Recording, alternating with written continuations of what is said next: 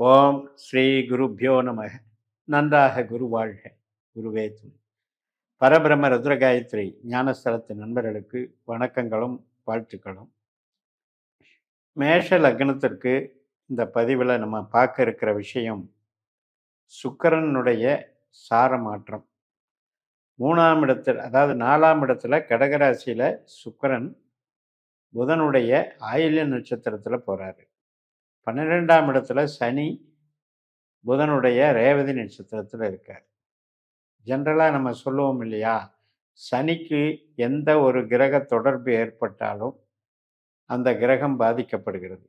அந்த கான்செப்டில் ஒரு 12 நாள், அதாவது ஜூன் 23லிருந்து ஜூலை 4ஆம் தேதி, இந்த 12 நாள் மட்டும் நம்ம எதில் கவனமாக இருக்கணும், மேஷலக்னக்காரங்களுக்கு பாசிட்டிவ் என்ன நெகட்டிவ் என்ன இதை பார்ப்போம். பாசிட்டிவ்னு எடுத்துக்கிட்டிங்கன்னா, நான் எப்போவுமே சொல்கிறது என்ன அப்படின்னா, ஒரு கிரகம் 4லேயோ 8லேயோ 12லேயோ இருந்தால் அது அவ்வளவு நல்லதல்ல. அகம் சார்ந்தும் நல்லதல்ல, புறம் சார்ந்தும் நல்லதல்ல. ஹெல்த்து, ரிலேஷன்ஷிப்ஸு மற்றும் தெய்வ அனுக்கிரகம் இதுக்கும் நல்லதில்லை. பொருளாதாரம், சொந்த தொழில் வளர்ச்சி இதுக்கும் நல்லதில்லை. ஏதோ ஒரு வலிவேதனைங்கிறது தான் 4, 8, 12. இதில் இப்போ 4, 12 மட்டும் கனெக்ட் ஆகுது, 8 கனெக்ட் ஆகலை. ஆனாலும் நட்சத்திர ரீதியாக அந்த புதனுடைய நட்சத்திரம் இருக்கிறது எங்கே, 4, 8, 12. அந்த கனெக்டிவிட்டியில் தான் இந்த சுக்கிரனும் சனியும் ஒருத்தரை ஒருத்தர் ஒரு சுப விளைவு பண்ணுறாங்க. அவங்க பேர் தான் சுப விளைவு. ஏன்னா கடகத்துக்கு மீனம் 9ஆம் இடம், அதனால் அதன் பேர் சுப விளைவு. ஆனால் நமக்கு அது அசுப விளைவு தான். மேஷத்துக்கு எதில் கவனமாக இருக்கணும்னா, மெயினாக ஆரோக்கியத்தில் கவனமாக இருக்கேன். வாகனங்கள் பர்ச்சேஸோ அல்லது வாகனங்கள் பயணிப்பதோ டிரைவ் பண்ணுறதுலையோ, இரவு நேரங்களில் டிரைவ் பண்ணுறதுலையோ ரொம்ப ரொம்ப கவனமாக இருக்கும். அடுத்தபடியாக உணவு வகைகள் சாப்பிட்றதுல கவனமாக இருக்கணும். அடுத்தபடியாக உறவுகள். இப்போ 4ஆம் இடம் அப்படின்னாலே சுற்றம் ஊற்றம்னு அர்த்தம். அப்போ அந்த உறவுகள் வகையில் இந்த சனி சுக்கிரன் ஆக்டிவேட் ஆகும்போது நல்லத விஷயத்தை விட்டுட்டு நமக்கு பாதிக்கிற மாதிரி விஷயங்களை கலகமாகவும் குழப்பமாகவும் ஏதோ ஒரு வகையில் மன அதிருப்தி படுற மாதிரி நிகழ்வுகளை நடத்தி கொடுத்துருவோம். இப்போ யாருமே வேணும்னு உறவை துண்டிக்கணும்னு நினைக்க போகிறதில்ல.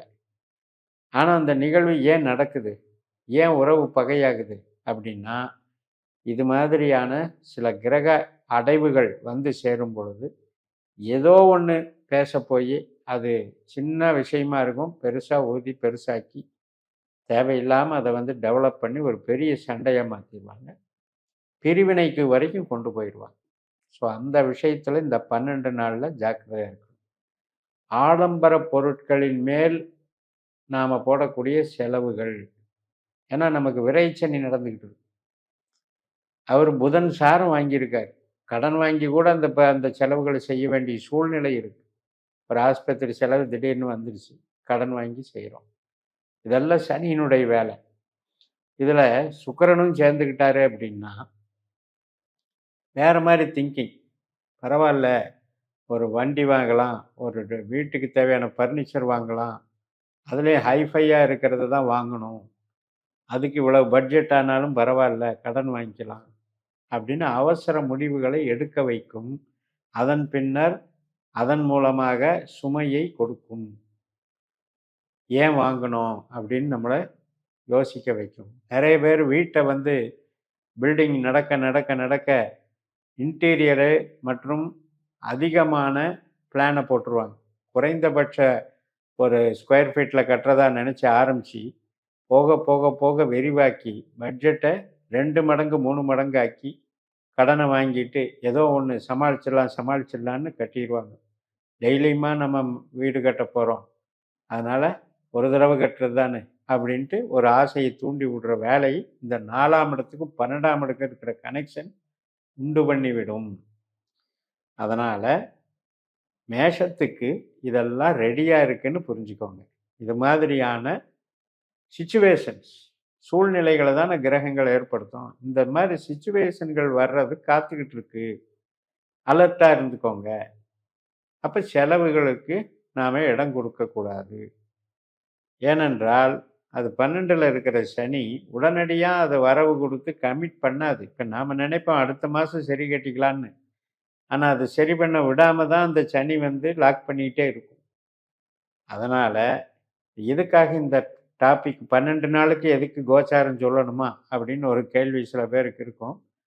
இந்த மாதிரி சர்க்யூட்டுக்குள்ள கிரகங்கள் தொடர்பு கொள்கின்றன அப்படிங்கிறதுல நாம வந்து ஒரு கண்ணும் கருத்துமா இருந்தா தான் நிகழ்வுகளை வந்து நாம சந்திக்க முடியும், ஃபேஸ் பண்ண முடியும், பார்க்க முடியும். அப்ப இந்த 3, 4 பாயிண்ட் வேலையெல்லாம் இருக்குங்க. வேலை பிரச்சனை இல்ல. கஷ்டப்படுறீங்க, செய்றீங்க.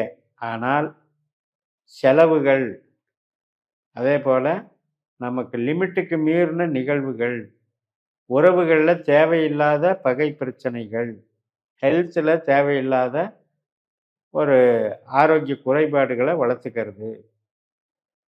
சாப்பாடு ஏதோ ஒண்ணு, இங்க தான் சாப்பிட்டாகணும் அப்படின்னு ஏதோ ஒண்ணு நாம வந்து சாப்பிட போக அன்டைம்ல சாப்பிடுறது.